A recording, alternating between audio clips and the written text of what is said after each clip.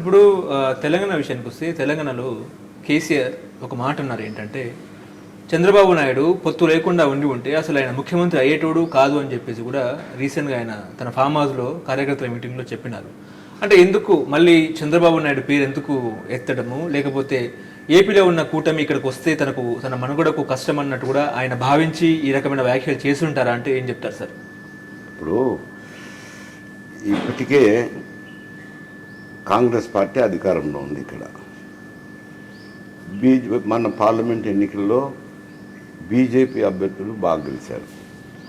ఇప్పుడు బీజేపీ కూడా మేమే ప్రతిపక్షము, మేమే పోటీ ఇవ్వగలము నెక్స్ట్ వచ్చే ఎన్నికల్లో కాంగ్రెస్కు అని చెప్పి వాళ్ళు పార్టీ క్యాడర్ను కానీ ఆర్గనైజేషన్ కానీ సమాయత్తం చేస్తున్నారు.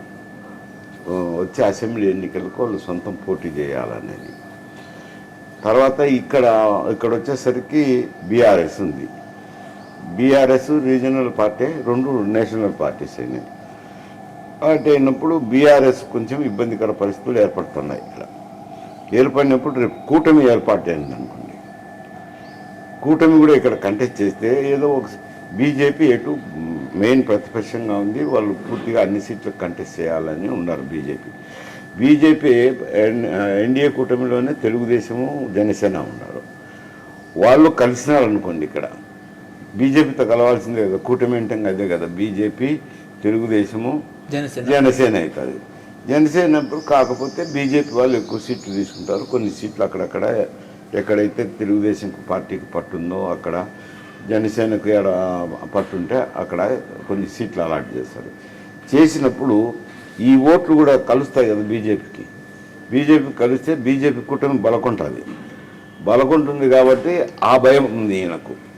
బీజేపీ కూటమి బలకుంటే బీఆర్ఎస్కి ఇబ్బందులు ఉన్నాయని ఆయన ముందే అటువంటి విమర్శలు చేస్తున్నారు. అలా కూటమి ఏర్పడిందనే వచ్చినాడు, లేకపోతే రాడనే దానికి ఎన్నికల ఫలితాలకు ముందు విషయం వేరు. ఇప్పుడైతే ఫలితాలు వచ్చినాయి, ప్రభుత్వం ఏర్పాటు ఉంది. తెలుగుదేశం పార్టీ సొంతం ప్రభుత్వం ఏర్పాటు చేసుకునేదానికి కావాల్సిన మెజారిటీ వచ్చింది. ఆ మెజారిటీ వచ్చిన తర్వాత అటువంటి మాటలు మాట్లాడడం అసంబద్ధంగా కనపడుతుంది. ఎందుకంటే వాళ్ళకే మెజారిటీ వచ్చినాయి. కానీ మెజారిటీ వచ్చినా కూటమి ధర్మం ప్రకారం ఆయన జనసేనకు కావాల్సిన ప్రాతినిధ్యం ఇచ్చినాడు, బీజేపీ వాళ్ళకు కావాల్సిన ప్రాతినిధ్యం ఇచ్చాడు. తన కారణాలు ఏమైనా కానీ ఇచ్చినప్పుడు ఈయన వాళ్ళకు సొంతం మెజారిటీ వచ్చిన తర్వాత కూడా ఇటువంటి ఒక ముఖ్యమంత్రిగా 10 సంవత్సరాలు ఉన్న వ్యక్తి ఒక పార్టీకి నాయకుడిగా ఉండి అటువంటి కామెంట్స్ చేయడం అనేది సమంజసమైంది కాదు. ఎందుకు చేస్తున్నారంటే వాళ్ళు వచ్చి కలిస్తే బీజేపీ బలం చేకూరుతుంది, నాకు నష్టం జరుగుతుంది అని ఆకసుతో మాట్లాడుతున్నారు. అంటే ఏమైనా సెంటిమెంట్ కూడా రెచ్చగొట్టే అవకాశం ఉందని అనుకోవచ్చా? తెలంగాణ సెంటిమెంట్ మళ్ళీ ఏపీ వాళ్ళు వస్తున్నారు. ఏం సెంటిమెంట్ ఉంది? వాళ్ళ రాష్ట్రం వాళ్ళకి ఇచ్చినారు. ఏం సెంటిమెంట్? ఇంత మునిపై సెంటిమెంట్ని రెచ్చగొట్టే ఎవరు బాగుపడినారు? ప్రజలు ఏమన్నా బాగుపడినారా?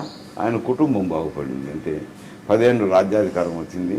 వాళ్ళ కుటుంబంలో హరీష్ రావు, కవిత, కేటీఆర్, కేసీఆర్, ఒక సంతోష్ అని వాళ్ళ కుటుంబంలోనే వ్యక్తులే రాజ్యాన్నంతా ఏలినారు. అది అందరికీ తెలిసిందే. విధంగా తెలంగాణ ప్రజలు మోసపోతారు ఇప్పుడు రెచ్చగొడితే. అయినా ఏముంది, రెచ్చగొట్టడానికి ఏముంది? తెలంగాణ ఉంది, తెలంగాణలో ఇచ్చినారు. దానికి ఏమని రెచ్చగొడతారు? పార్టీల రాజకీయ పార్టీలా అంటే దేశం మొత్తం మీద ఎక్కడైనా పోయి నిలబడవచ్చు. ఈయన పోయి బీఆర్ఎస్ పార్టీ పెట్టి మహారాష్ట్రలో కంటెస్ట్ చేస్తాను తిరగలేదా? ఒడిశాకు పోలేదా? ఏపీకి పోలేదా? మరి ఆయన అయితే తిరగచ్చు, వేరే వాళ్ళైతే కొనేది ఏమన్నా అన్నిళ్ళండి. ఇవన్నీ చేసినప్పుడు అర్థం ఏమి? నీకు ఒక చట్టము, ఇంకొకరికి ఒక చట్టమా? ఇది ఎక్కడా లేదు. ఓకే.